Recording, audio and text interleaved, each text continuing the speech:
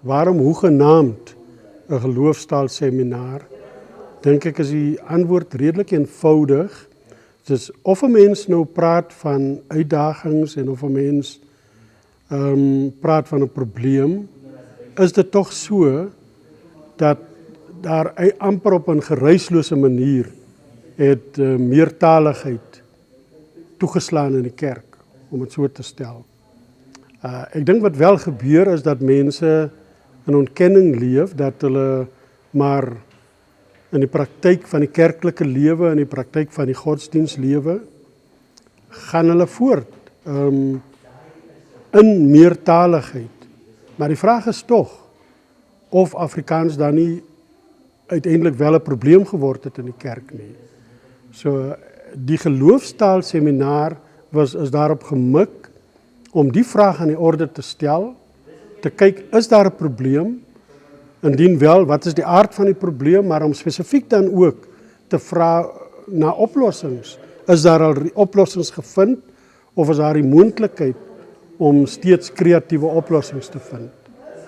Wat die tweede deel van die vraag betref, is daar ook 'n redelike eenvoudige antwoord, naamlik dat eersteres die woongebied in Pretoria op 'n predominante wyse nog Afrikaans sprekend is. Dus 'n meerderheid van die etlike duisende mense wat hier woon, praat Afrikaans.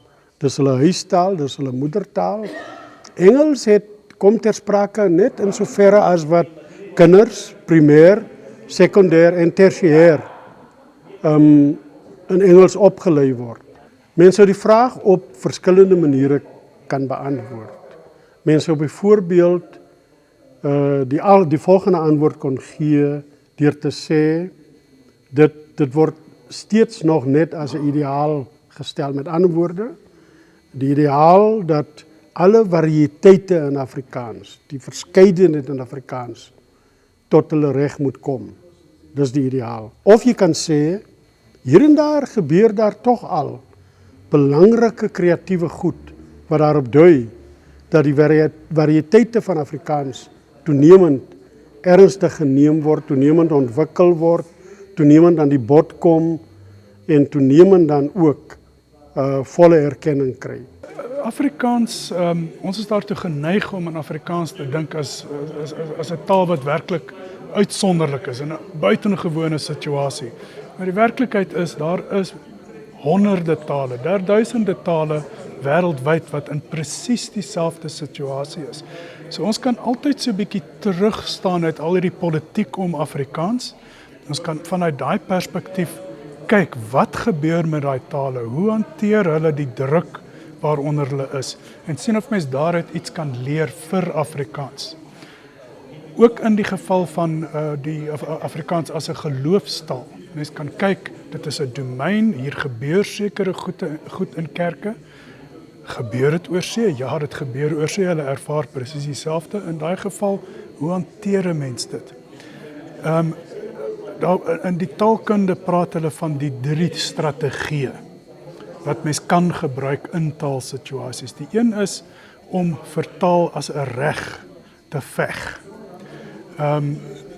Nog een is om taal as 'n probleem te beskou. En dit is eintlik maar wat mens op die oomblik het. Die een groep, die staat, hoofsaaklik beskou Afrikaans as 'n probleem. En as gevolg daarvan beklei 'n groot aantal mense vir die taal as 'n reg. Wat ons vandag hier wil regkry is om te praat oor taal as 'n belangrike hulpbron. Hoe kan Afrikaans die kerke help? En hoe kan ons help om lewe vir die dominees makliker te maak, wat soms in baie moeilike situasies geplaas word met gemeentes wat nou al baie meertalig is. Hoe hanteer kerke dit? Wel, ons het nou net gesê Afrikaans is nie uniek nie. So Afrikaans het nie unieke probleme nie. Mens kan verwys na ons spesifieke geskiedenis as uniek, maar as mens bietjie oor see gaan rondkrap, dan vind jy baie vinnig uit, daar's baie tale wat in 'n situasie is waar hulle miskien die een taal miskien die dominerende taal was vir 'n ruk, en nou is hulle in die moeilikheid want hulle het die mag verloor. Nou net nie outomaties vra om een te noem nie. So Die wêreld is baie groot. Daar is by die 7000 tale wêreldwyd en dit is konservatief geskat. So ons kan baie leer deur ons politiek, hierdie wrevelrige politiek van ons net 'n bietjie een kant toe te laat en terug te tree en te kyk na wat die internasionale ervaring vir ons sê. Wat sê organisasies soos UNESCO vir ons oor taal as 'n hulpbron, oor moedertaalonderrig en al daai goed. Ons hoef nie altyd in politieke kampe terug te val wanneer ons oor taal praat nie. Ek dink vir my is taal tog die voertuig om te kommunikeer met die allerhoogste. In enige taal, enige kultuur is taal dit wat jou skakel met jou skepper. Afrikaans is vir ons, Afrikaanse gemeenskap, belangrik in die kerk, juis omdat dit die boodskap van die evangelie moet oordra. En ons moet dit oordra ook in 'n taal wat ontvanklik is vir almal. En daarom praat ons nie net van sê nou maar standaard Afrikaans of predikante Afrikaans nie, maar ook gewone Afrikaans waar mense dit wat hulle intiem beleef kan meedeel met ander. Onthou, 'n mens kan alleenlik jou intiemste woorde en intiemste gevoelens kan jy eintlik net in jou moedertaal oordra. Daarom is vir my dit belangrik dat ons ook by die kerk begin as een van die belangrike elemente van die samelewing. Kyk, ons is ook besig met 'n inisiatief by die skole en dit was net voor die hand liggend dat dit ook by die kerke moet gebeur. Wat ek hier wegvat is die feit van persoonlike verantwoordelikheid wat mense sê, dat ons hoef nie net een kant toe te staan wanneer die Afrikaanse taal uitgeskuif word of self uitgeskuif voel nie, maar te besef dat ons het persoonlike verantwoordelikheid om op te kom vir die Afrikaanse taal en natuurlik die feit dat daar soveel geleenthede ook binne die kerk is as vir Afrikaans as geloofstaal en ons hoef nie te sterk struikelblokke op te werp daarteen nie, daar is regtig baie geleenthede. Ek vat 'n hele klomp entoesiasme weg. Het is verskriklik lekker om te hoor dat daar onder 'n klomp mense 'n nuwe entoesiasme is en om Afrikaans sy regmatige plek te laat kry in die samelewing en in die kerk. Vir my as 'n dominee en 'n professor teologie is dit heerlik dat mense sê maar in die kerk het Afrikaans 'n rol te speel en ons daai rol weer gaan herontdek. Wel het 'n hele klomp gedagtes na vore gekom. Dit sal goed wees as die organiseerders miskien al die touwtjies nou bymekaar bring en miskien 'n opvolggesprek hê waar mense kan sê nou maar kom, dit gaan nie net om die woorde nie, nou gaan dit om dade. Hoe kan ons nou hierdie goed wat ons op die tafel gesit, miskien 'n bietjie verfyn, 'n bietjie meer fokus en wat kan ons dan doen dat die dinge, dat die woorde regtig dade word, dat iets gebeur. Ek dink eerstens die belangrikheid van die Afrikaanse taal, die toekoms van die Afrikaanse taal en ook die passie waarmee die persone teenwoordig, al die sprekers gepraat het oor die behoud van Afrikaans, maar ook oor die ontwikkeling en bevordering van die Afrikaanse taal. Dis vir my baie belangrik. Nee, ek dink beslis so dat daai Bybel tekste en verhale moet toeganklik wees. Dit baat nie ons skryf in 'n konteks wat nie van toepassing is op Suid-Afrika nie. Die Bybel het ongelukkig heeltemal 'n Europese klank gekry, terwyl dit tog veel meer 'n Mediterrane ervaring is. Christus, die mense met wie hy omgegaan het, die Jode van die tyd, hulle was nie 'n klomp spierwit mense gewees nie. Maar aan die ander kant het ons ook daai verantwoordelikheid om aan alle Suid-Afrikaners te wys dat ons het 'n bydrae om te maak dat ons mekaar moet kan sien, losstaande van kleur, losstaande van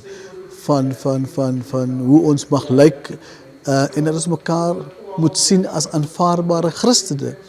En dit op sigself is belangrik dat ons verhale moet skryf en moet vertel en dat mense dit kan hoor en veral kinders moet dit kan hoor om uit te klim uit die stereotypes wat daar opgebou is oor baie jare. Ja, wat ek wegvat is 'n verblydende gevoel dat bitter min van die deelnemers hier, na my mening, Afrikaans as 'n probleem in die kerk beskou. Die groot vraag is of man ook daai volgende stap geneem gaan word om Afrikaans as 'n belangrike hulpbron te beskou. Watse waarde het Afrikaans vir die kerk, vir die gemeente en dan ook vir die wyeer gemeenskap? En wat is die rol van die kerk daarin? Maar ons sal sien. Hierdie is maar net die begin van 'n gesprek en ons sal sien hoe dit verder gaan. Ja, ek is ongelooflik geïnspireerd deur die seminar. Mens kan eintlik nooit werklik antisipeer wat so 'n seminar op sal lewer nie. Ek is geïnspireerd nie alleen omdat daar 'n goeie gesprek plaasgevind het nie, maar ook omdat daar 'n goeie basis gelê is om die gesprek nou op te volg en mooi kreatiewe dinge binne die konteks van die geloofstaalprojek tot stand te bring. Ek dink die pad vorentoe is geweldig opwindend, veral as ons besef hoe kerke op hulle eie gefigureer het en hoeveel geleenthede daar nou is net vir kerke om met mekaar saam oor Afrikaans te praat. Geen strydvaardige taal nie, maar gewoon om te besef wat is die geleenthede om aan die een kant hande te vat onder mekaar, maar ook anderzijds te besef hoe belangrik het is om as kerke vir Afrikaans die ander Afrikaanse of die ander Suid-Afrikaanse landgenote te gaan kontak mee te maak oor die taal, om vir hulle te kan wys, dit is 'n taal van integriteit, om te gaan wys, dit is 'n taal van waarde en iets waaroor ons nie skaam hoef te wees nie. En daar is soveel stereotypes wat bestaan, mense wat in ongeloof leef, wat nie regtig kan verstaan dat die taal 'n bestaansreg het nie. Maar wanneer ons met mekaar sit en mekaar in die oë kyk, dan is daai geleenthede daar om net mekaar op 'n menslike vlak te kan ontmoet en die kerk bied 'n uitstekende platform daarvoor.